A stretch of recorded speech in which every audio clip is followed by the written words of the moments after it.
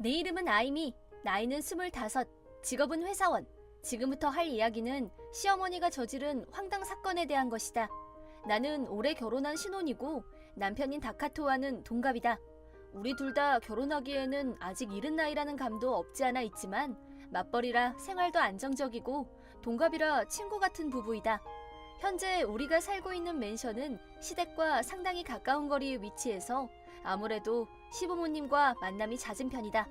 시어머니인 나츠요 씨는 연세가 46으로 50살도 되지 않은 아주 젊은 시어머니이다. 더구나 나이를 모르고 그냥 보면 30대 중반이라고 해도 믿을 만큼 상당히 동안 외모이시다. 성격도 밝고 활동적인 타입이시라 얘기도 잘 통하고 때로는 친구처럼 느껴질 때도 있다. 다른 건 몰라도 시부모님 복은 있다고 생각하며 안심하고 있었는데 어느 날 외부 볼일이 있어서 외근을 나왔던 적이 있었다. 그냥 물어보는 건데 어머님 말이야, 혹시 나이 차이 많이 나는 남동생 있어? 갑자기 무슨 소리야? 우리 어머니 외동딸인데 그런 걸 왜 물어? 그러면 삼촌 남동생이나 친척 중에 특별히 친한 사람은? 글쎄, 내가 아는 한에서는 그런 사람은 없는 것 같은데. 뭐야, 괜히 기분이 이상하잖아. 그게 있잖아, 지금 외근 나와 있는데 잠깐 쉬는 타임에 카페에 들어왔거든. 근데 어머님이 계시는 거야. 모르는 남자랑 같이 계시는데 어머님은 아직 나를 못 본 것 같아. 그래? 어떻게 생긴 남자인데? 그냥 좀 젊어 보여. 절대 40대는 아니야. 30대 초반? 정도로 보여. 두 사람 분위기는 어때? 그게 참 뭐라 말하기가... 그래서 너한테 지금 물어보는 거잖아. 엄청 다정해 보이는데 이걸 뭐라 표현해야 하나? 그냥 보면 사귀는 사이처럼도 보여. 나 어떡하면 좋지? 그냥 모르는 척하는 게 좋을까? 보고도 못 본 척하면 그게 더 이상하지. 차라리 가서 인사를 해. 그럼 확실해지지 않을까? 그것도 그렇긴 해. 나는 숨을 가다듬고 최대한 자연스럽게 어머님이 계신 테이블로 가서 인사를 했다.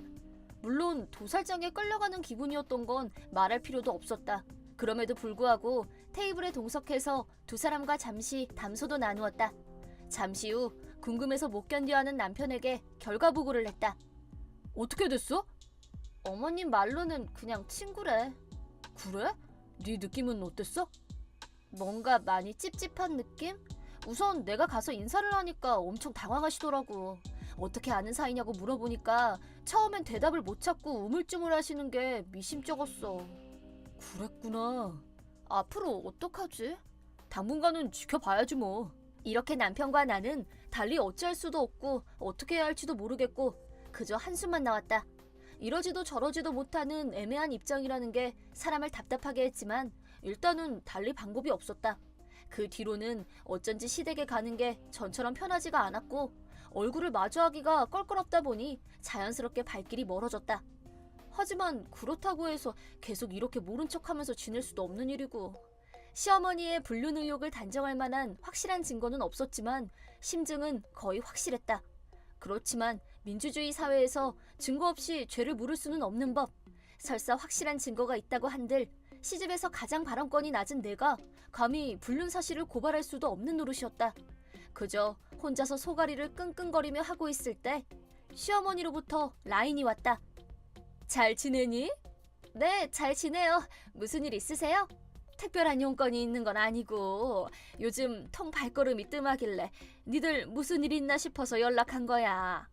죄송해요. 요즘 회사 일이 좀 바빴어요. 아직 한창 일할 나이니까 바쁜 건 이해가 가지만 너무 무리하지는 말고 건강이 중요하니까. 네, 걱정해 주셔서 감사합니다. 그리고 저기 말이야. 지난번 일 말인데. 지난번 일이라뇨? 있잖아. 지난번에 카페에서 우연히 마주친 거. 아, 네, 그랬죠. 그때 일이 뭐요? 그냥 나는 네가 타나베 씨를 좀 오해하는 건 아닌가 해서. 타나베 씨라면 그때 같이 계셨던 분 말씀하시는 건가요? 그래, 내가 소개도 해줬잖아.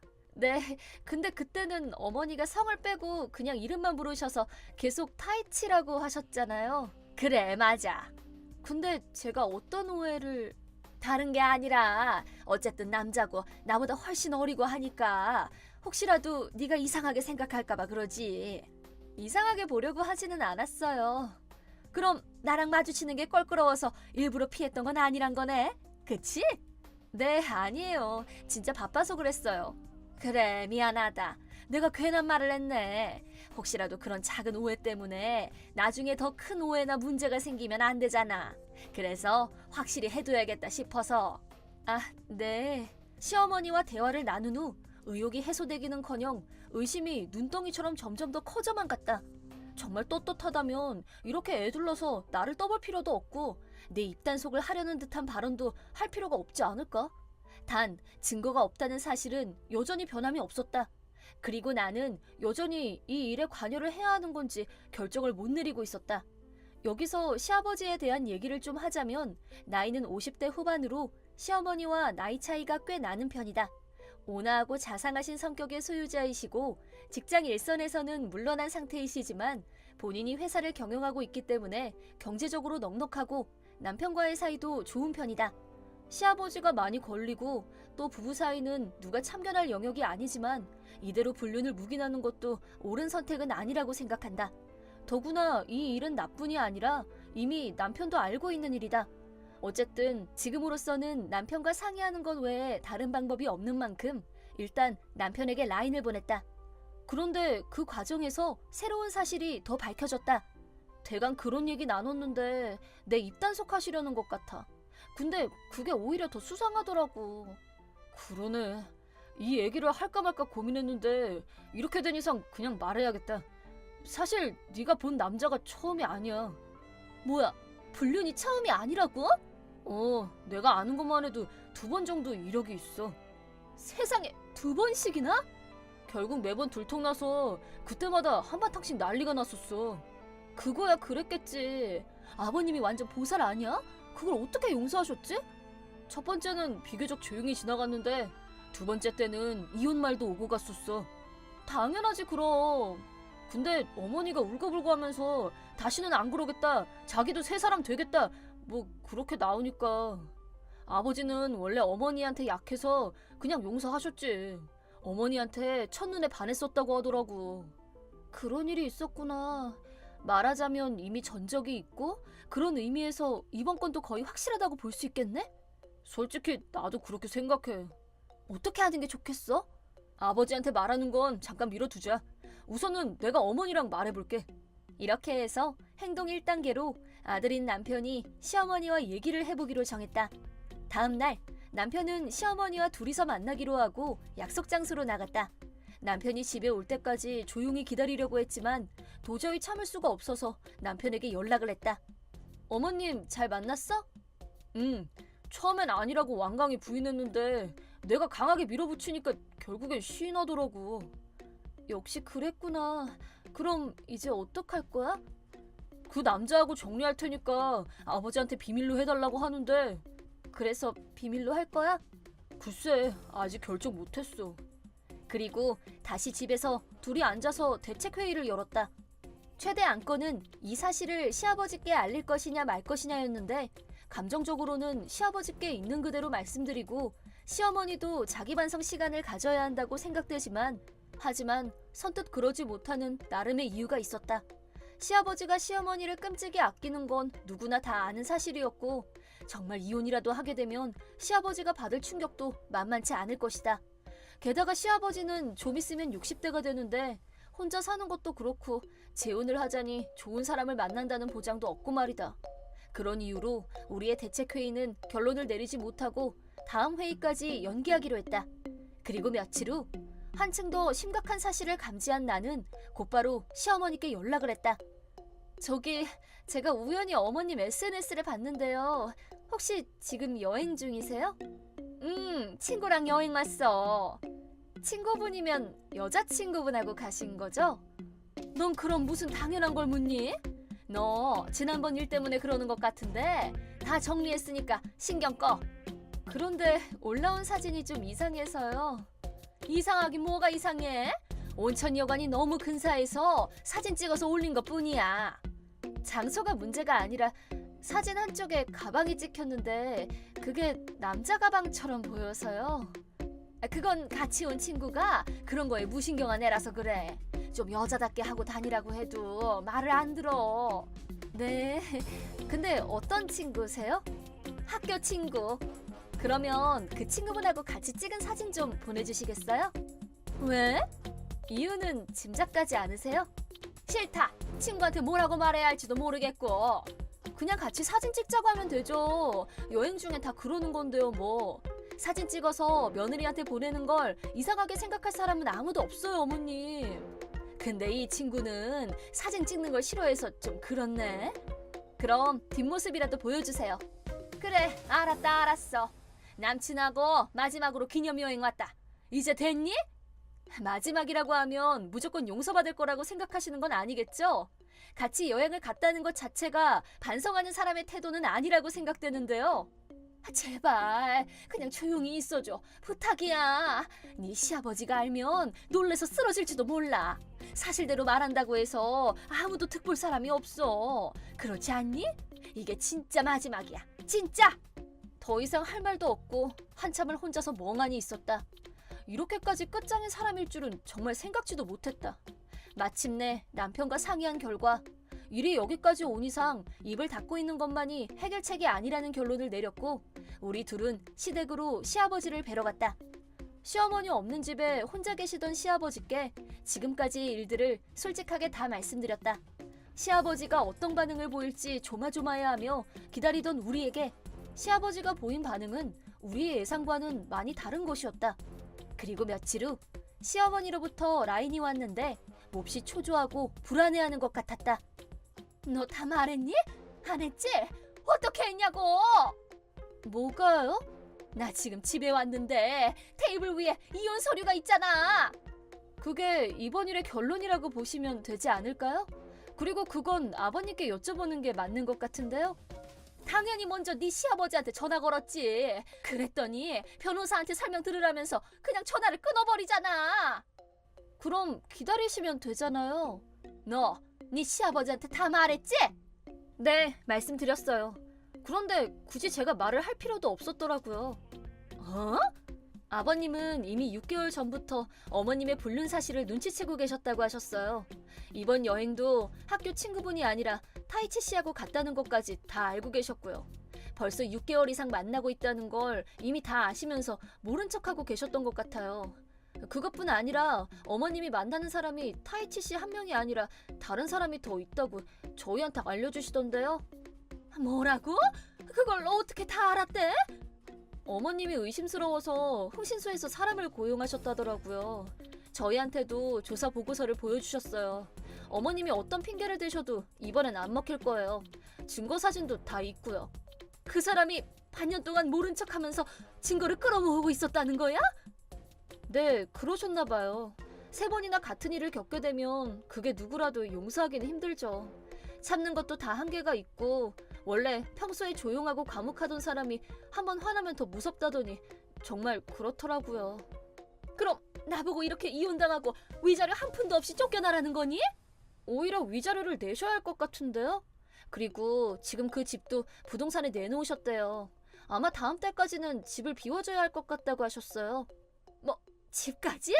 그건 아니지. 이 집에 파는 내 소유나 마찬가지인데? 그 집은 아버님이 결혼 전부터 가지고 계시던 거라 부부 공동재산에는 포함이 안 된다고 들었어요. 한 가지 더 말씀드릴 게 있는데요.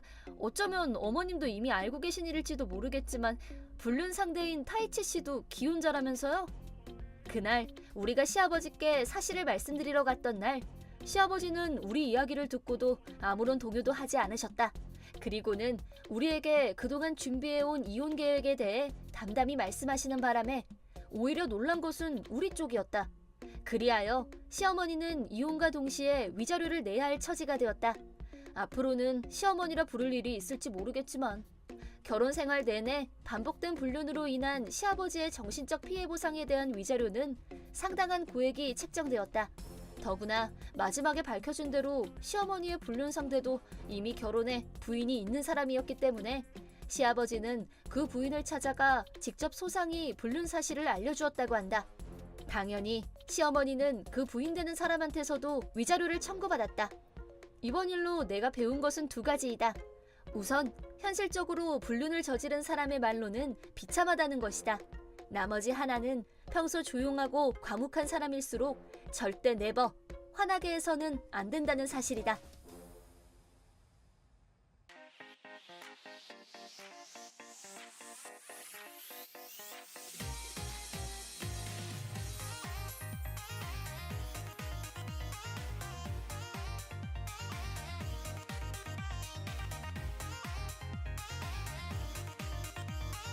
내 이름은 치오다 사나.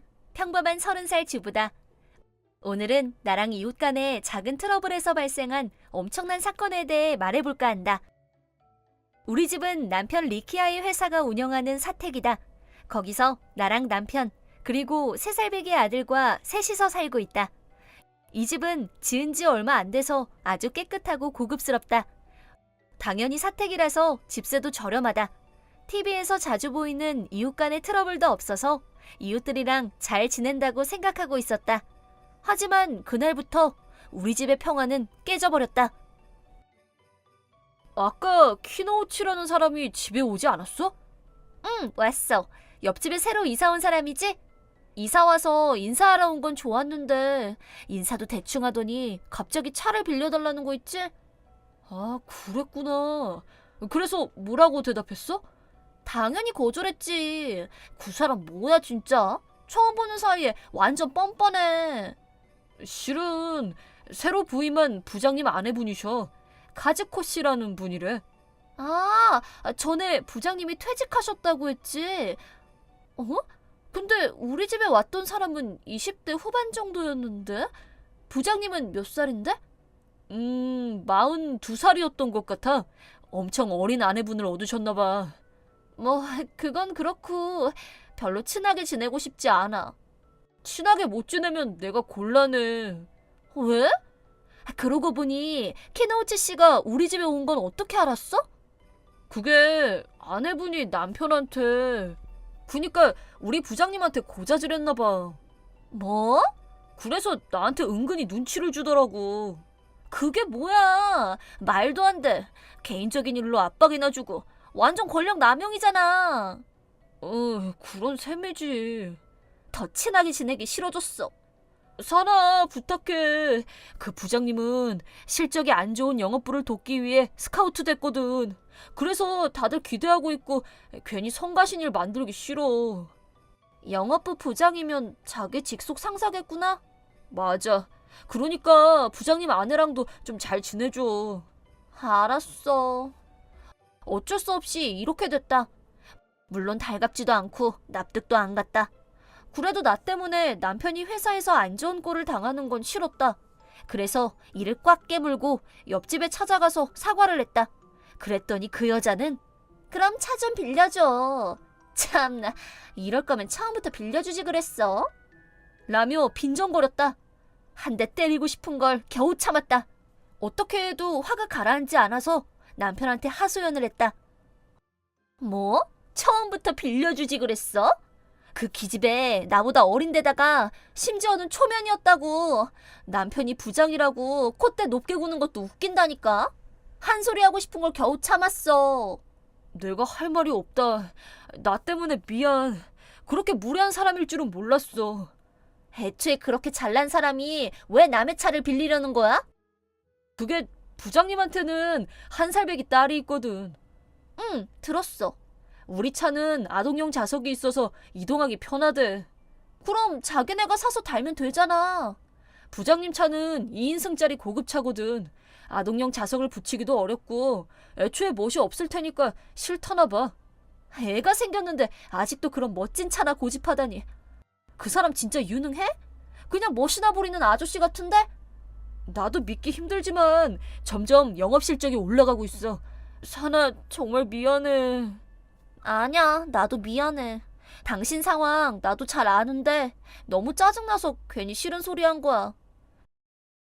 하소연은 했지만 남편도 마음이 안 좋을 테니 남편 앞에서 티는 안 내기로 했다. 하지만 그런 나의 결심을 송두리째 없애버리는 일들이 일어났다. 차를 빌려주고 얼마 뒤 카즈코 씨와 딸이 돌아와서 차키를 돌려줬다. 그 다음에 내가 장을 보려고 차를 쓰려는데 깜짝 놀라고 말았다.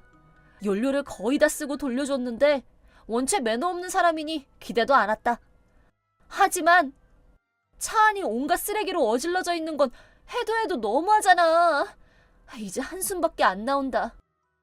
그런 일이 그 뒤로도 몇 번 있어서 그럴 때마다 나의 분노 게이지가 점점 쌓여갔다. 그리고 어느 날 이번 주 일요일에 또 차 빌려줘. 미안해요. 일요일은 가족끼리 어디 나가서요. 어차피 놀러 가는 거잖아. 네, 뭐 휴일이니까요. 우린 남편이 회사 일로 접대 골프 가거든. 나도 같이. 아, 네. 내가 아니지. 당신 남편 상사가 일 때문에 차가 필요하다잖아. 오히려 기쁜 마음으로 빌려줘야지. 근데 저희 애도 기대하고 있거든요. 접대 골프면 그쪽 차로 가도 되잖아요. 가는 길에 본가에 애 좀 맡기려고. 그니까 차에 아동용 좌석이 있어야 하거든. 내가 하는 부탁으로 부족하면 남편한테 직접 부탁하라고 할까? 알았어요.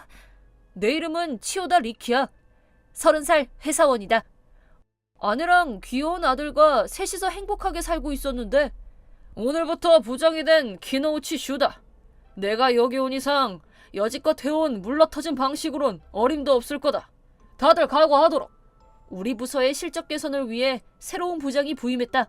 엄격해 보였지만 나도 일을 더 배울 수 있을 것 같았다. 하지만 딱히 뭔가를 배운 것 같은 느낌은 없었다. 그 이유는 부장님 지금 어디십니까? 지금 거래처 미팅이 있어서 나와 있네. 언제쯤 돌아오시나요? 글쎄. 무슨 일이라도 있나? 지금부터 중요한 회의가 있는데요. 부장님도 참석하셔야 되는데 잊으셨어요? 아 참, 그랬지. 깜빡했네. 그냥 나 대신 자네가 들어가. 알겠습니다. 그럼 자료는 어디 있죠? 혹시 다른 직원이 만들었으면 누군지 말씀해 주세요. 아, 자료. 그것도 깜빡했네. 네? 그럼 회의를 어떻게 하죠? 그럼 지금 당장 준비 시작해. 지금부터요? 시간이 촉박해요. 그런 변명은 집어치워.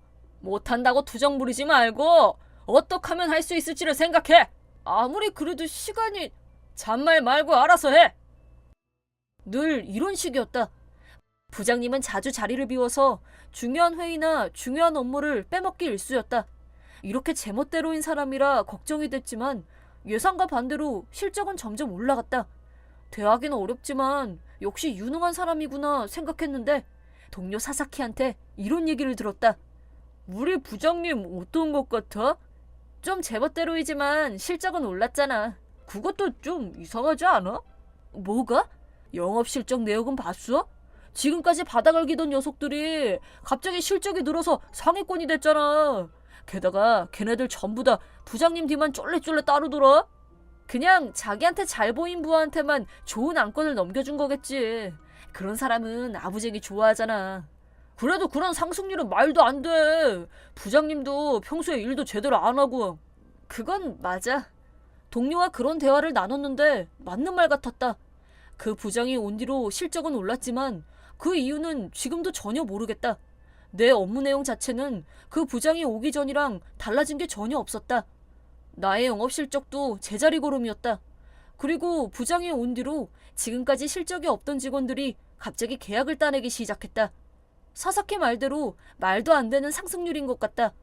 이렇게 부장에 대해 꺼림칙한 마음을 품고 있었는데 거기다 부장의 아내가 무례한 부탁을 해서 휴일에 우리 차를 빼앗기고 말았다. 거기다 돌려받은 차를 살펴보는데 내 눈을 믿을 수 없었다. 도저히 참을 수가 없어서 부장한테 직접 말하기로 했다. 부장님, 오늘 저희 차 빌려가셨죠? 그랬지. 항상 고마워. 덕분에 요즘 편하게 지내고 있어. 그것보다 차 뒤쪽에 큰 흠집이 생겼는데 어떻게 된 거죠? 응? 그런 게 생겼나? 없었습니다. 오늘 아침까지는요. 부장님이 쓰시고 나서 생긴 것 같아요. 뭐야? 자네 지금 내가 차를 긁기라도 했다는 거야? 부장님이 긁으신 거 맞잖아요. 긁은 건 그렇다 쳐도 모르는 척하는 건 너무하지 않습니까? 난 그런 기억 없네. 어쩌면 주차장에서 누가 긁고 갔나 보지. 그럴 리 없습니다. 저희 차에 설치된 블랙박스를 보면 주차장에서 누가 긁고 간 모습은 찍히지 않았어요. 대신 부장님이 좁은 길에서 억지로 돌려는 건 찍혔는데 그때 긁힌 거죠. 난 진짜 그런 기억 없는데. 적당히 좀 하시죠.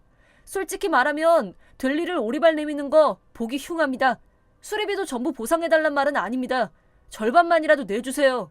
아니, 그래도 명백한 증거가 없잖아. 자네 블랙박스 영상에도 부딪힌 건 제대로 안 찍혔잖아. 그 각도에선 안 보였지만. 그럼 나한테 책임을 물으면 안 되지. 자기가 부딪혀놓고 눈치채지 못한 거 아니야?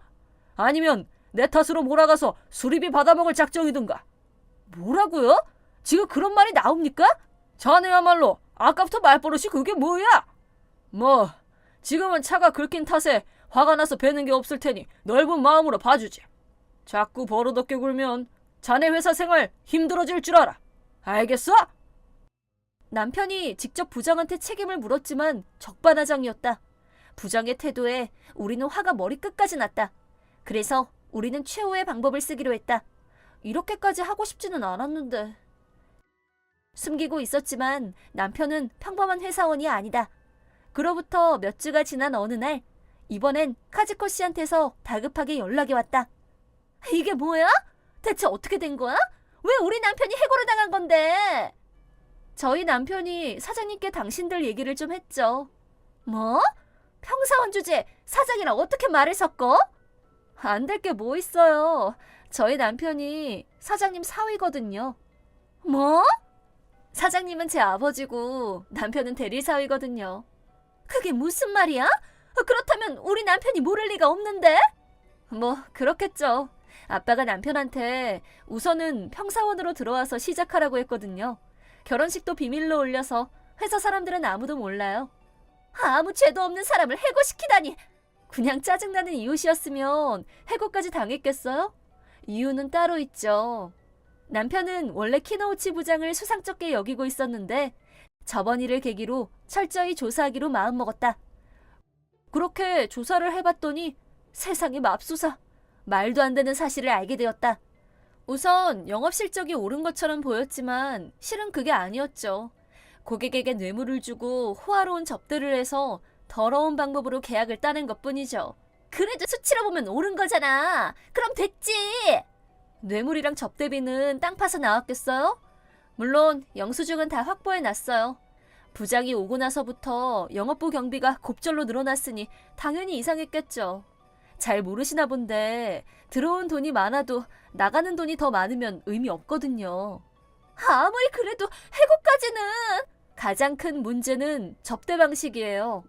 영수증에 수상 적을 정도로 비싼 음식점 내역이 있었는데 그 가게에 문의해보니 애초에 존재하지도 않더라고요. 그게 왜? 마치 음식점에서 계산한 것처럼 영수증을 끊어주는 그렇고 그런 가게도 있나 봐요. 그런 가게? 유흥업소 말이에요.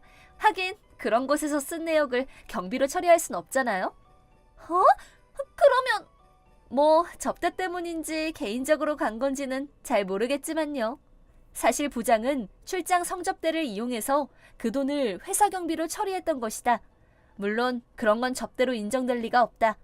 어쨌든 키노우치 부장은 돈을 마구 써서 계약을 따내고 자신을 따르는 부하들한테 넘겼던 모양이었다. 남편이 우리 아빠한테 말씀드린 결과 부장은 해고를 면할 수 없었다. 부장은 예전에도 비슷한 수법으로 허울뿐인 실적을 연출한 모양이었다. 그래서 곧바로 해고를 당했고 그뿐만 아니라 손해배상 청구까지 당하게 되었다고 한다. 물론 그 민폐 부분은 그 이후로 우리 앞에서 모습을 감췄다.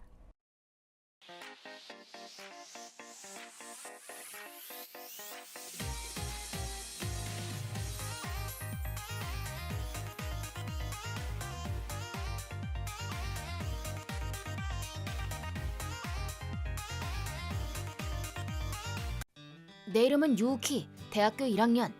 설마 대학생이 되는 날이 올 줄이야. 꿈에도 생각 못했다. 우리 집은 한부모 가정으로 어렸을 때부터 쭉 엄마랑 살았다. 그런데 엄만 날 별로 좋아하지 않았다. 입버릇은 이 밥벌어지, 일해, 돈 내놔. 취하면 언제나 너 같은 거 낳지 말걸 그러면서 물건을 막 던지는데 그걸 말리는데 필사적이었다. 일은 안 하면서 돈만 생기면 파친코를 했다. 그런 엄마여서 중학교 졸업 때부터 진학을 엄청 반대했다.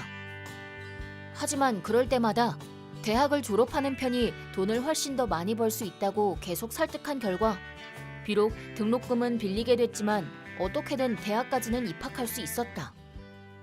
자립하기 위해 공부는 물론 알바도 열심히 했다. 다들 놀 때도 항상 일을 했는데 하루라도 빨리 집에서 나오고 싶었기 때문이다. 독립을 위해 힘내자. 그렇게 생각하던 18살의 여름, 사건이 일어났다. 너 내일부터 과외해. 과외? 아는 사람 딸인데 고1이야. 미안, 내일 알바 있어서. 그건 취소해. 아니, 그만둬. 매일 그 아이 봐줘. 뭐? 매일? 나 알바 많은 거 알잖아. 갑자기 그런 말 하면 무리야.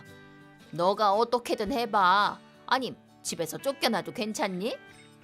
무슨 말이야. 과외하는 거랑 월세랑 무슨 상관인데. 돈 빌렸거든, 그 아이 아빠한테. 뭐? 바로 안 갚아도 된다고 그랬는데 갑자기 갚으라고 하네. 우리 집에 그런 돈이 어딨어? 빌렸다니 얼마나 빌린 거야? 500만 엔. 그렇게나? 어쩔 수 없잖아. 우리 매달 빠듯하니까. 그건 엄마가 파친코에서 그렇잖아. 너가 일은 안 하고 대학이나 가니까 그런 거야. 내 탓이야? 그럼 당연하지. 그니까 돈 갚는 대신 너가 일하렴.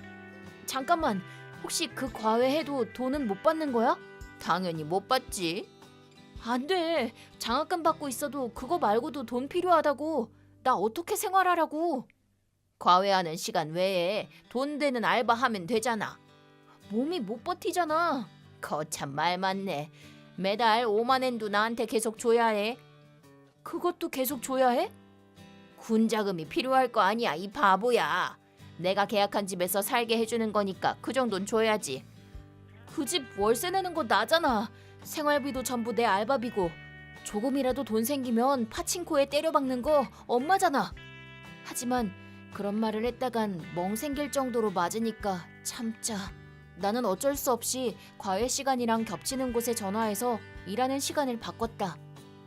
알려준 집에 가보니 우리 집이랑은 비교도 안 될 정도로 근사한 단독주택이었다. 왔구나.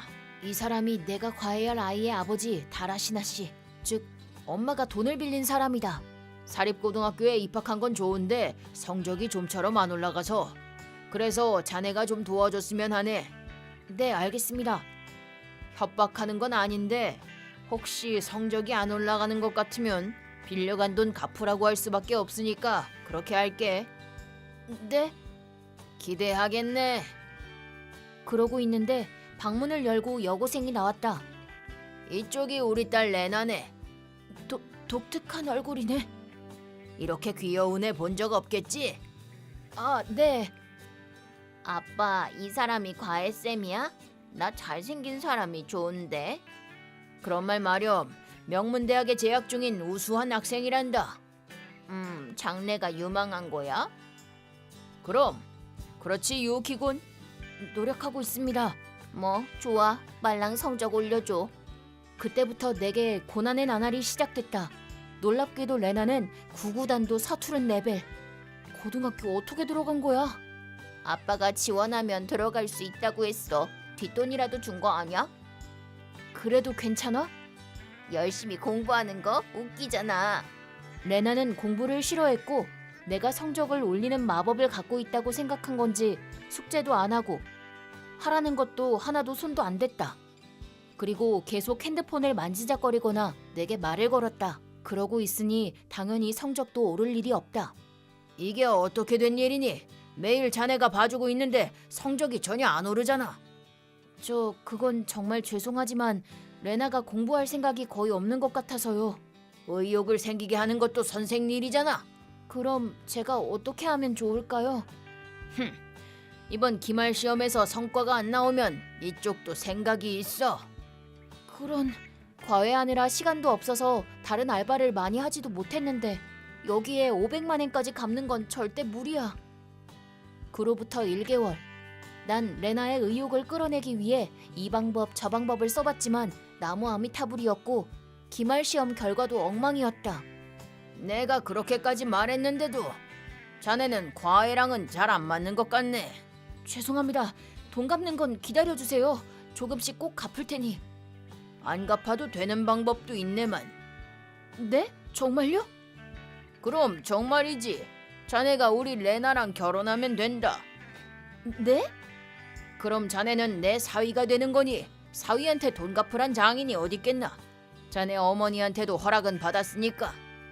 어머니한테도 말씀하셨어요? 빚 없어진다고 좋아하시더라. 아니 잠시만요.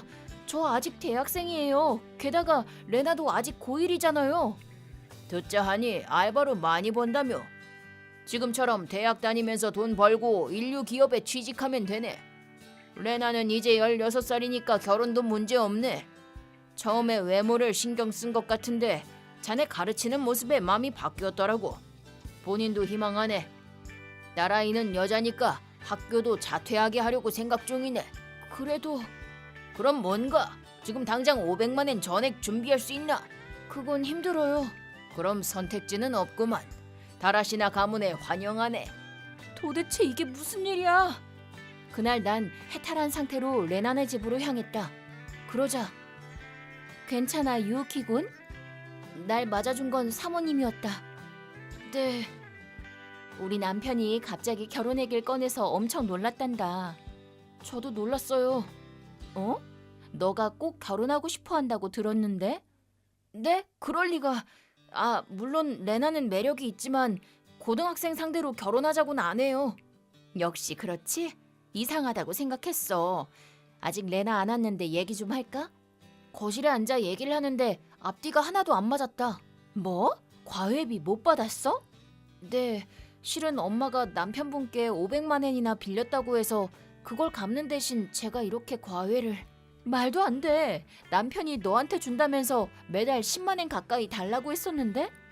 네? 저는 여태 한 푼도 받은 적 없는데. 수상하다고 생각했는데. 유키군 미안해. 오늘 과외는 안 해도 되니까 돌아가 줄래? 그래도 돼요? 그리고 이거 적지만 지금까지의 과외비. 이렇게나 안 돼요. 너무 많아요. 괜찮아. 맛있는 거라도 사 먹어. 난 좀 알아볼 게 있으니까. 사모님의 눈은 분노로 가득 차 있었고 무서워진 난 그대로 집을 나왔다. 내일도 모레도 안 와도 된다는 연락이 와서 그냥 있었는데 사모님한테서 놀라운 소식이. 내용이 정말이지 기가 막혀 3번이나 다시 읽고도 입이 떡 벌어질 정도였다. 그리고 그 직후 아무것도 모르는 남편분한테서 분노의 메시지가 도착했다. 아니 자네 신부 집에 벌써 3일이나 오지 않다니 대체 무슨 생각인가? 빚 갚기로 한 건가? 그 얘긴 저희 어머니랑 해주세요. 전 이제 신경 끌게요. 웃기지 마. 엄마 빚은 자식 빚. 자네가 책임을 져야지. 신경 끄겠다니 무슨 말인가? 사모님한테 들었어요. 이제 무시해도 된다고. 어? 아저씨 사모님한테 거짓말하고 계셨네요. 저한테 과외시키면서 과외비도 잘 주고 있다고요. 무슨 얘기를 했지? 매달 저한테 준다고 사모님한테 받은 10만 엔은 어디에 쓰셨어요? 자네랑 상관없는 일이네. 그럼 맞춰볼게요. 술집 사오린이란 사람 백이랑 액세서리 사줬죠? 자네 그게 무슨 소린가? 저희 엄마한테 갑자기 돈 갚으라고 한 것도 사오린한테 쓰느라 돈이 부족해서서고 절 사위로 드리려 한 건 아저씨 빚을 제가 대신 갚게 하려고 한 거죠. 본인 월급을 갑자기 늘릴 수는 없으니까 일꾼을 늘리려고 했고 그래서 모처럼 사립에 입학시켰는데 전혀 의욕 없는 딸을 저랑 결혼시킬 생각이었죠. 왜 자네가 그런 걸 알고 있나? 제가 아니에요. 사모님이에요. 아내가? 앞뒤가 너무 안 맞아서 뒷조사 하신 것 같아요. 그랬더니 아저씨가 술집 여자에 큰돈 쓴 걸 아셨다고. 참고로 엄마랑도 한때 연인 관계셨다면서요. 비록 반년 정도였지만. 그건 누구한테 들었어? 저희 엄마 이래저래 허술해서. 아내한텐 말 안 했지? 이젠 해탈하셨던데요. 이 자식 말한 거냐? 자칫하면 따님이랑 결혼해서 빚 대신 갚을 뻔했네요. 죄송하지만 더는 엮이기 싫네요. 사모님 얘기 듣고 정신 차렸어요. 부모 빚은 부모 빚. 저랑은 상관없으니까요. 잠깐만. 우리 딸 마음은 어쩌려고? 죄송하지만 저한테도 선택권이 있잖아요. 그럼 이만. 잠깐 기다리게. 아내는 뭐라 하던가? 위자료 청구 준비하신다네요. 돈 같은 건 없네. 또 어디서 빌리면 어때요? 빌려줄 곳이 있다면 말이에요. 부탁하네. 도와주게 유키군. 돈 좀 빌려주지 않겠나? 안 갚을 것 같은 사람한텐 못 빌려줘요. 그 후 엄마한테서 무서운 메시지가 왔지만 사모님이 알려준 것들을 최대로 써서 완벽한 논리로 산산조각 내줬다. 나름 정이 있어서 여태 엄마랑 같이 살았지만 이번 일로 연을 끊어야겠다고 생각해 집을 나가기로 했다. 새 아파트의 보증인으로는 사과라고 하시며 다라시나 씨에, 아니 이혼하셔서 노마루 씨라고 하셨었나? 아무튼 사모님이 보증인이 되어주셔서 문제없이 이사할 수 있었다. 그때 들은 이야기로는 예전부터 아저씨가 오냐오냐 키워놨던 레나는 아빠랑 살겠다고 해서 집에 두고 본인이 친정으로 돌아가기로 했다고 한다. 레나는 아빠가 큰 빚을 진 것도 모른다. 아저씨는 아무래도 내 벌이를 기대하고 빚쟁이들을 설득하고 있었던 것 같은데 그 계획이 폭삭 망한 게 들켜서 매일 집에는 무서운 사람들이 찾아온다고. 게다가 사모님이 집을 나가자 집안은 엉망이 돼서 레나는 학교를 중퇴하고 집에 틀어박혔다고 한다. 지금은 집에서 부녀 둘이 떨면서 살고 있어서 파산하는 것도 시간 문제라고 들었다. 참고로 엄마도 비슷한 상황인 것 같다. 유일한 수입원이었던 내가 사라졌으니 당연한 거지만 파친코 할 돈이 부족해지자 이상한 데서 빌리고 도망치길 반복. 지금은 블랙리스트에 올라가 어디서도 돈을 못 빌리고 그렇다고 풍속업으로 먹고 살 외관도 아니다. 그런데도 저번에 엄마가 새로 여는 가게에 줄 서 있는 걸 보고 난 여태껏 정신병자랑 같이 살았다고 새삼 느끼게 되었다. 한편 나는 이번에 무사히 대학을 졸업하고 대기업 입사에 성공했다. 앞으로는 좋은 인연을 만들고 싶다고 생각한다.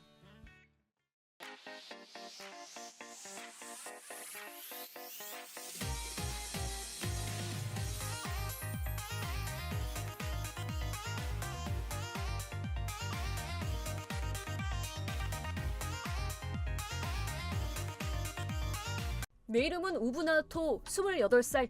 나름 큰 회사를 경영하고 있는 집안의 장남입니다. 하지만 선천적으로 몸이 약해서 어릴 때부터 자주 병원 신세를 졌어요. 초등학생, 중학생 때는 거의 학교에 가지 못해서 친구가 한 명도 없었죠. 고등학생 때는 몸 상태가 좋아져서 학교도 다닐 수 있게 됐어요.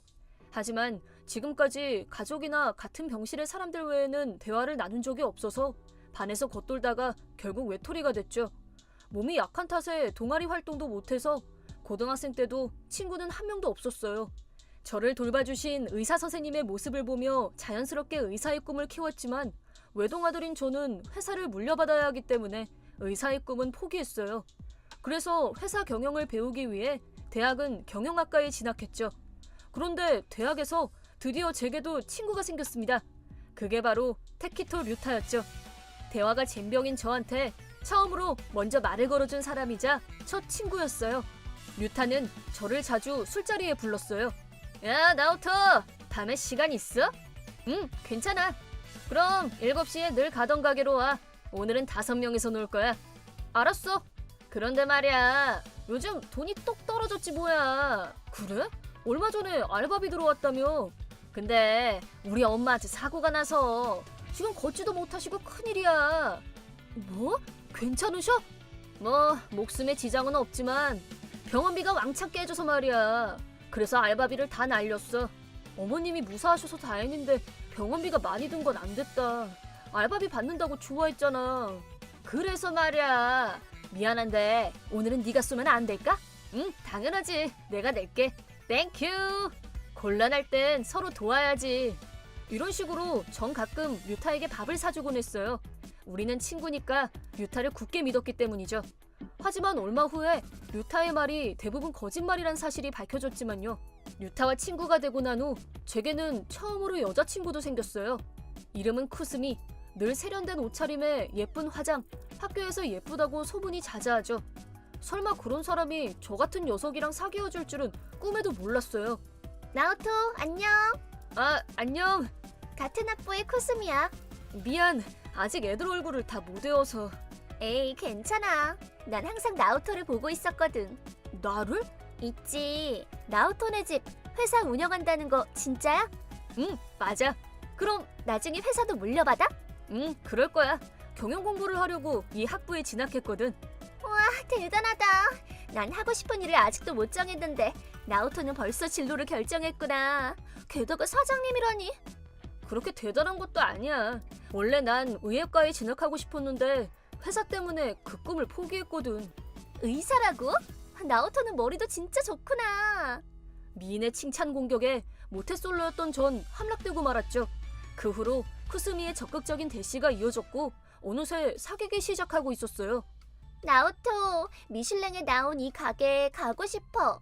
생일에는 야경이 예쁜 호텔에서 선물로 명품백 받고 싶어. 쿠스미는 최신 유행에 민감한 여대생이라서 제가 돈을 쓰는 일이 꽤 많았지만 처음으로 사귄 여자친구고 꼭 소중히 여기겠다고 다짐해서 쿠스미가 바라는 걸 최대한 들어주려고 했어요.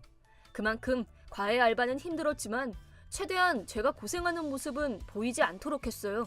이렇게 저는 처음으로 사귄 친구랑 여자친구와 함께 아주 행복한 대학 생활을 보내고 있었어요. 그 일이 일어나기 전까지는요. 제가 대학에 들어가고 얼마 뒤 회사가 도산했다고? 미안하다. 적자가 심해지기 전에 회사를 정리하기로 했어. 제가 물려받을 회사가 없어진 것이었어요. 아빠는 직원들이 길에 나앉지 않도록 없는 돈을 모아 퇴직금을 마련했고 저희 집은 엄청난 빚만 남았죠. 지금까지는 제가 일해서 버는 알바비는 제 용돈으로 썼지만 당장 내일 먹을 것도 없는 상황이 되자 그럴 여유도 없었어요. 저는 제 상황을 류타와 쿠스미에게 털어놨어요. 친구랑 여자친구라면 이럴 때 힘이 되어줄 거라 믿었죠. 하지만 현실은 달랐습니다. 처음에는 분명 생글생글 웃고 있었는데 제 얘기를 듣자마자 마치 벌레를 보는 듯한 눈빛으로 순식간에 바뀌었어요. 뭐? 그럼 이제 나 너랑 친구 안 할래? 뭐? 돈도 없는데 너랑 친구해서 뭐하냐? 돈? 류타, 너 돈 때문에 나랑 친구한 거였어? 그걸 지금 알았냐? 나도 헤어질래. 응? 장래가 유망해 보여서 사귀어줬던 건데 사장도 못 되는 너랑 뭐하러 사귀겠니? 둘 다 말도 안 돼. 그럼 안녕. 이제 마주쳐도 아는 척하지 마라. 그제서야 제가 친구랑 여자친구라고 믿었던 사람들이 단지 돈 때문에 저한테 다가왔다는 사실을 깨달았습니다. 집안은 기울고 친구랑 여자친구를 한꺼번에 잃은 저는 학교에 가지 못했어요. 나한테는 이제 아무것도 없어. 절망 속에서 저는 불현듯 제가 정말로 하고 싶었던 걸 떠올렸습니다. 의사가 돼서 병마와 싸우는 사람을 도와주자. 어차피 아무것도 없다면 하고 싶은 일에 최선을 다하자. 모든 걸 잃고 나서 내릴 수 있는 결단이었죠. 저는 당장 대학에 자퇴 신청서를 내고 행동을 시작했어요. 의예과에 들어가기 위해서는 경영학과와 전혀 다른 과목을 공부해야만 했습니다. 하지만 당연히 학원에 다닐 돈이 없어서 도서관에서 참고서를 빌려서 모르는 부분은 인터넷으로 검색하며 그렇게 독학만으로 공부할 수밖에 없었어요. 거기다 알바를 하며 생활비뿐만 아니라 대학 등록금도 모아야 했기 때문에 상당히 힘든 하루를 보냈습니다. 하지만 신기하게도 전혀 괴롭지 않았어요. 아마도 제가 좋아서 하는 일이기 때문이겠죠. 가족들도 미안하다며 진심으로 제 꿈을 응원해줬어요. 여전히 친구는 없었지만 제 하루하루는 보람찼어요. 그리고 2년 후 재수를 한 번 했지만 다음해 국립대의 의예과에 합격했어요. 학자금도 대출받을 수 있어서 저는 6년 동안 한결같이 의사가 되기 위해 면하게 힘썼습니다. 대학 졸업 후 다음은 병원에서 인턴을 거쳐야 했고 전 대학병원에 소속되어 잘 시간도 없을 정도로 바쁘게 생활했습니다. 그때 제 담당 환자 중 한 명이었던 키오미 씨와 만났어요. 선생님, 항상 감사해요. 아니요, 전 별일 안 하는데요. 선생님 응원만으로도 힘이 펄펄 나요. 정말로 감사해요. 구김없이 밝게 웃는 키오미 씨는 아주 연약했지만 그 모습이 참 예뻐 보였습니다. 키오미 씨도 저처럼 선천적으로 몸이 약해서 병원을 자주 드나들었어요. 저는 사진작가예요. 언제 죽을지 모르는 인생이지만 그래서 사는 동안 아름다운 것들을 사진으로 남기고 싶어요. 매일 조금씩 얘기를 나누는 새에 키오미 씨의 불우한 처지와 그럼에도 지지 않고 살아가려는 강인함을 알게 됐고 2번 다시 사랑하지 않겠다 결심한 제 마음은 어느새 그 사람으로 가득 차게 되었죠. 키오미 씨도 같은 마음이었는지 키요미 씨가 태어나고 같이 데이트를 하며 누가 먼저랄 것도 없이 사귀게 되었어요. 전 일 때문에 바빴고 키요미는 몸이 약해서 좀처럼 외출은 힘들었지만 둘이서 소중한 시간을 함께 보냈어요. 그런데 잊고 지냈던 그 녀석들한테서 연락이. 나오토, 오랜만. 잘 지내? 설마 너희들한테 연락이 올 줄은 몰랐다. 용건이 뭐야? 너한테 계속 사과하고 싶었거든. 너 힘들 때 곁에 있어주지 못해 미안해. 용서해 주는 것까지는 안 바래. 그냥 사과라도 하고 싶어서. 나오토, 의사가 됐다며? 멋진 의사가 된 널 다시 만나고 싶어. 진짜 그때 두 사람이 맞나?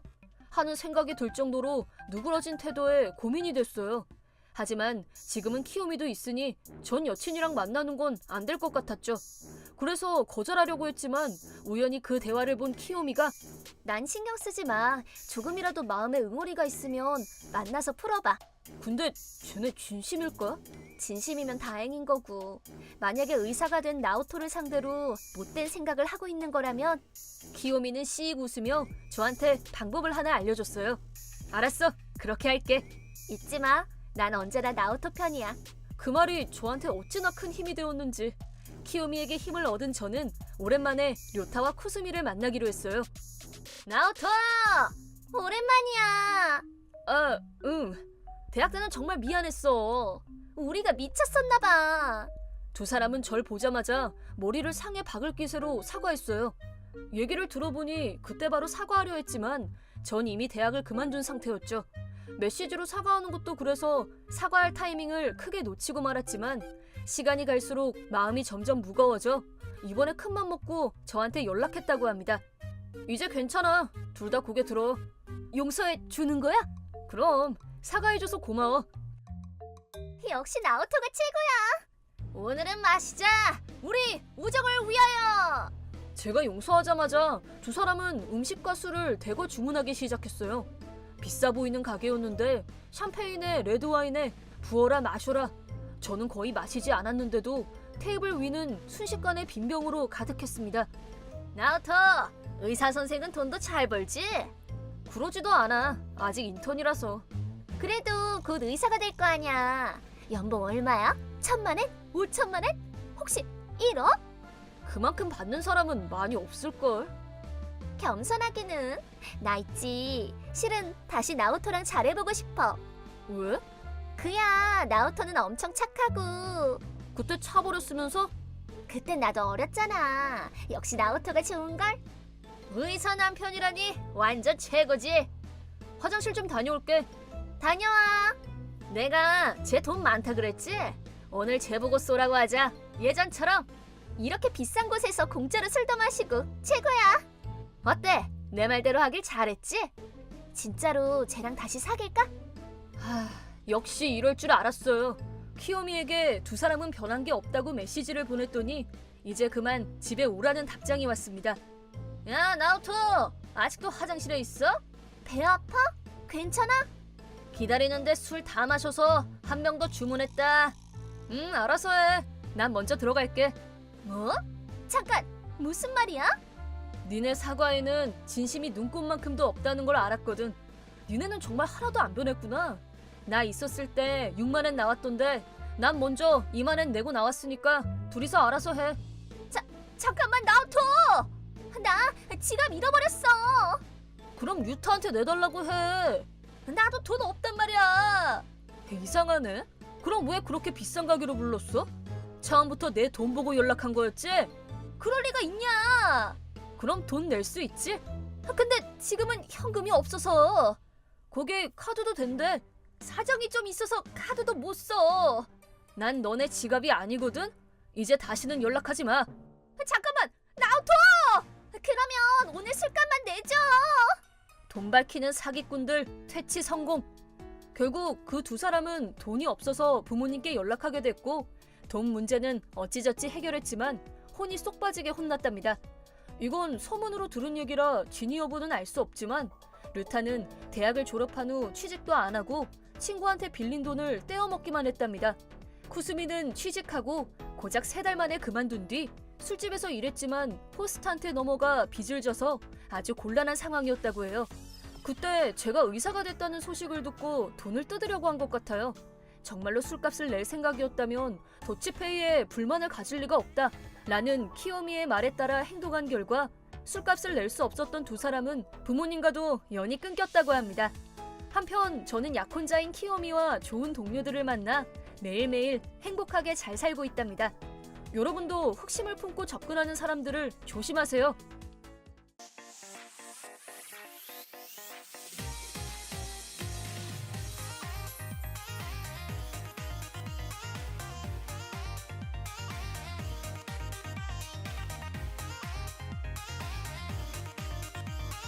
내 이름은 노마루 나노 25살. 옛날부터 부모님과 사이가 안 좋아서 고등학교 졸업하고 지금까지 자취를 하고 있어요. 대학에 안 가고 취직해서 올해로 7년차 회사원이죠. 회사에선 사무직으로 근무하며 매일 성실히 일하고 동료들과도 잘 지내고 있습니다. 하지만 저에게도 고민이 있는데요. 5살 아래 동생인 레나 때문이랍니다. 부모님과 사이가 틀어진 원인이죠. 부모님은 동생만 애지중지해서 온갖 응석을 다 받아줬어요. 절 대할 때랑은 완전 딴판이죠. 저한테는 용돈을 거의 준 적도 없으면서 동생한테는 언제든 원하는 만큼 주고 저한텐 물려받은 옷이나 입으라며 새 옷이나 구두도 안 사줬으면서 동생은 금이야 오기야 하며 한 번 입고 옷장에 처박아둔 옷이 몇 벌이나 있죠. 거기다 동생이 제 물건을 탐내면 항상 언니 거 내놔. 언니니까 양보해 라는 말뿐입니다. 심지어는 공부도 못하는 동생이 교복이 예쁘다는 이유로 사립중학교에 보내달라니 주저없이 제 학비는 없다고 못 박았죠. 계속 그 집에 살다가는 동생 줄 돈이나 벌어오라고 할 게 뻔했어요. 뭐 이미 그런 티는 냈지만요. 그런 상황이라서 전 곧바로 집을 나와 취직을 한 거였어요. 제가 나가 살겠다고 말씀드리자 부모님은 깜짝 놀라며 그 이유를 끈질기게 물어보던데 저랑 동생을 차별한다는 자각조차 없었던 모양이었나 봐요. 물론 이만큼 키워주신 건 감사하게 생각하고 연을 끊고 싶은 마음은 없지만 그래도 좀 더 사랑받고 싶었다는 생각이 들곤 합니다. 네, 맞아요. 전 동생이 부러웠어요. 그 사람들한테 말할 일은 절대 없지만요. 어쨌든 저희 집은 동생만 예뻐해서 오냐오냐 하며 자란 동생은 무엇이든 제멋대로죠. 제가 사는 집은 회사 근처 번화가 쪽에 있어서 동생이 대학생이 되자 연락이 자주 오기 시작했어요. 언니, 안녕. 오늘 재워줘. 싫어. 왜? 귀여운 동생이 길바닥에서 자면 좋겠어? 또 동아리 술자리 가는 거지? 아니거든. 미팅이야. 그럼 더 싫어. 대체 왜? 너 저번에 우리 집에 자러 와서 무슨 짓 했는지 기억 안 나? 안 나는데? 한밤중에 전화해서는 막차 놓쳐서 재워달라고 왔으면서 미팅에서 만난 남자까지 데려오고 심지어 둘이 내 침대에서 뒹굴었잖아. 거기다 자다 토까지 해서 침대 시트랑 커버를 누가 다 청소했는데 내가 뭐가 아쉬워서 네가 데려온 남자 뒤처리까지 해야 하냐고. 떠올리기만 해도 역겨워.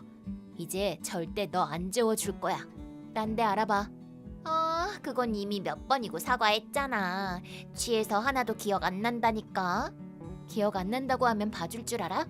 그렇게 우리 집에서 자고 싶으면 침대 시트랑 커버값 그리고 숙박비까지 합쳐서 5만 엔 내. 딱 맞춰 돈 준비해 오면 생각은 해볼게. 비싸. 완전 바가지잖아. 이게 무슨 바가지야. 싸게 해줘서 이 정도지. 진짜. 왜 언니는 내 부탁 안 들어줘. 엄마랑 아빠는 내가 하는 말이면 뭐든 다 들어주는데. 난 네 엄마 아빠가 아니니까 그렇지. 알겠니? 짜증나. 언니 완전 쪼잔해. 맘대로 떠들어. 말해두는데 집 앞까지 쳐들어와서 고성방가해봤자 난 절대 문 안 열어줄 거다. 귀마개 하고 잘 거야. 이 악마. 넌 악마네 집에 오고 싶니? 짜증나. 언니 바보. 자기 말을 안 들어주면 늘 이래요. 전 이미 익숙해졌지만 쟤는 커서 뭐가 될지 걱정입니다. 그날 레나는 제가 절대 안 재워줄 줄 알고 포기했는지 저희 집에 찾아오지 않았고 한동안 저한테 메시지를 보내지도 않았습니다. 이제서야 좀 평화롭게 사나 싶었는데 어느 날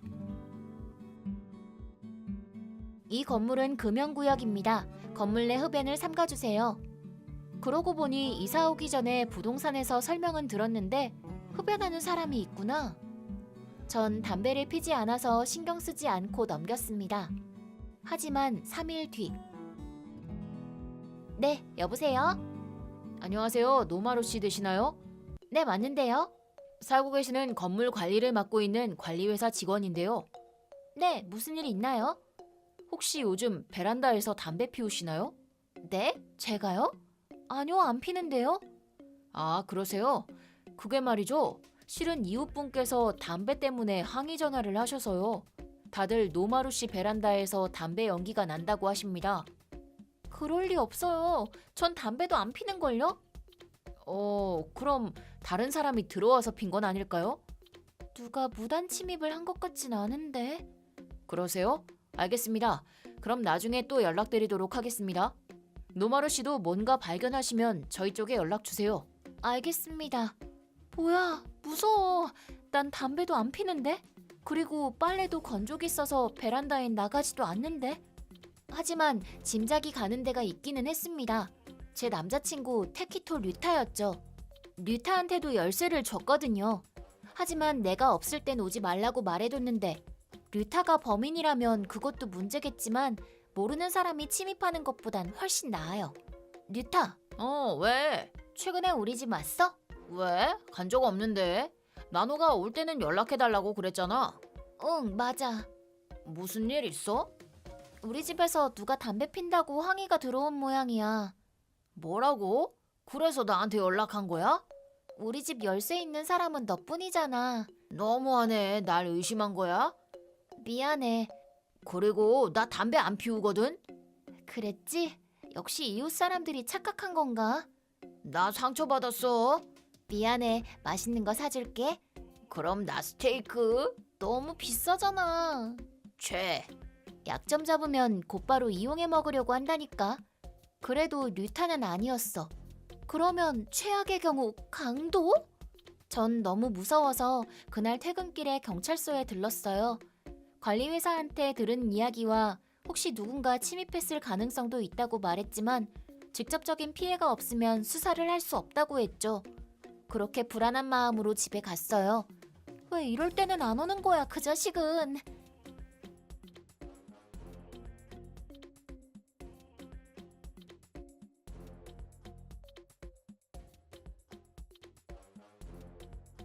도청기가 설치되진 않은 것 같군.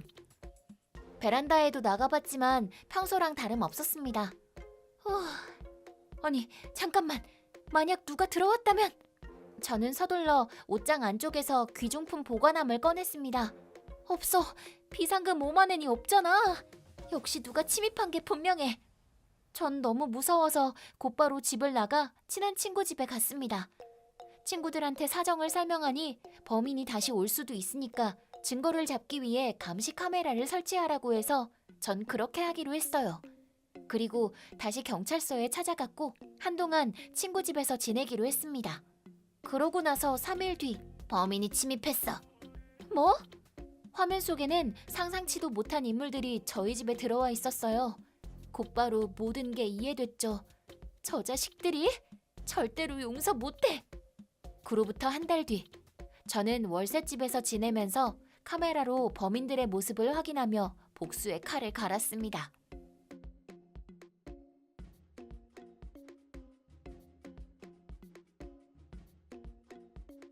야호, 우리 집 도착. 오늘도 실컷 마시자. 그런 잔재주 부려봤자 소용없지. 넌 천재라니까. 전부 계획대로 흘러가서 깜짝 놀랐지 뭐야. 설마 자기가 나간 집에 우리가 드나들 거라곤 꿈에도 모르겠지. 그니까 그날 미팅에서 류타랑 만난 게 진짜 행운이었어. 운명이었지. 나노보다 레나가 훨씬 좋아. 그런 똥꼬집 안경녀보다 당연히 내가 낫지. 거기다 쪼잔하고. 내 말이. 담배는 내가 피운 게 아니라 레나가 피운 거지롱. 그런데 걘 눈치도 못 채고 멍청하다니까. 언니 전화다. 멍청해서 미안하다. 뭐? 갑자기 뭔 말이야? 똥멍청이한테 멍청하단 소리를 들었는데 참을 수가 있어야지. 그게 무슨? 왜 그래? 여기 언니 있어? 뭐 있을 리가 없잖아. 찾아도 없거든. 영상으로 보고 있으니까. 뭐? 도찰하는 거야? 말하자면 그렇지. 미쳤어? 왜 멋대로 훔쳐봐? 훔쳐보고 자시고 우리 집이거든. 언제부터 본 거야? 한 달 전부터 쭉 봤어. 너네 바람 피우는 모습도 다 찍혔거든. 옆에 있는 바보한테 전해줄래? 내 옷장에 있던 5만엔 돌려달라고. 뮤타는 내 남친이거든. 그래서? 그렇다고 절도죄가 없어지니? 잠깐 빌린 것 뿐이랬거든. 그럼 당장 지금 돌려달라고 해.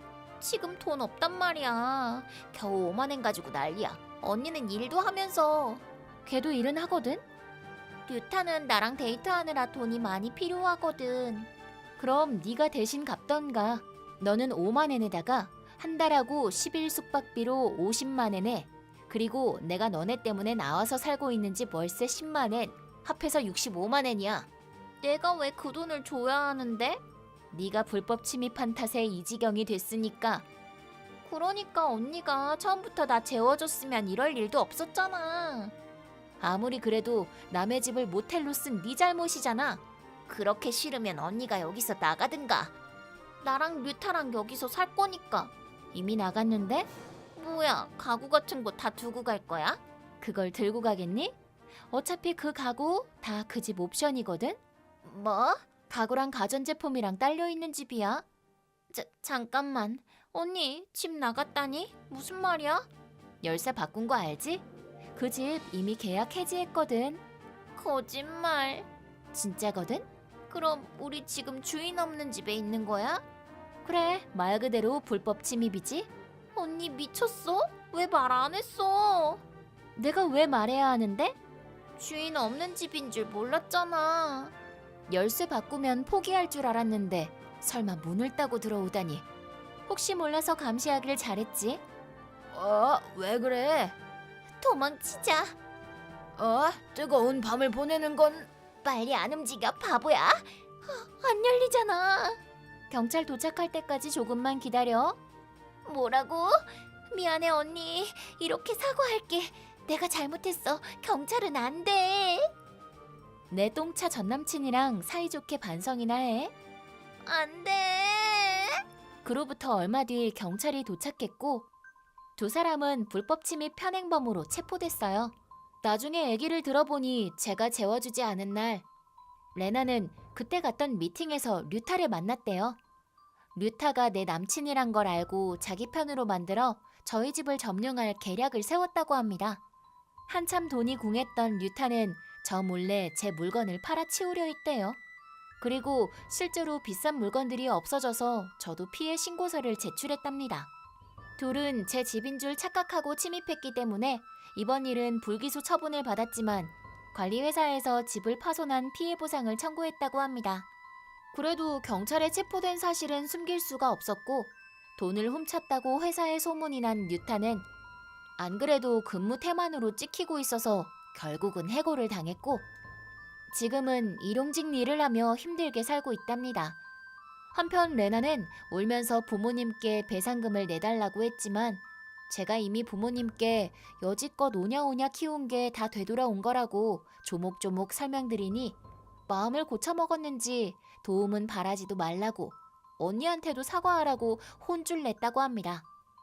그래서 지금까지 알바도 한번 안 해본 어리광쟁이가 지금은 배상금 때문에 놀지도 않고 알바를 하고 있대요. 자기 인생 망했다고 신경질 부릴 때마다 부모님께 된통 혼난다고 해요. 이번엔 저희 집안 일로 마무리됐지만 다른 사람도 끌어들였다면 큰일이었을 거예요. 이걸 계기로 마음을 고쳐먹길 바랄 뿐이죠. 그리고 힘이 되어준 친구들아, 고마워. 둘 다 너무 고마워.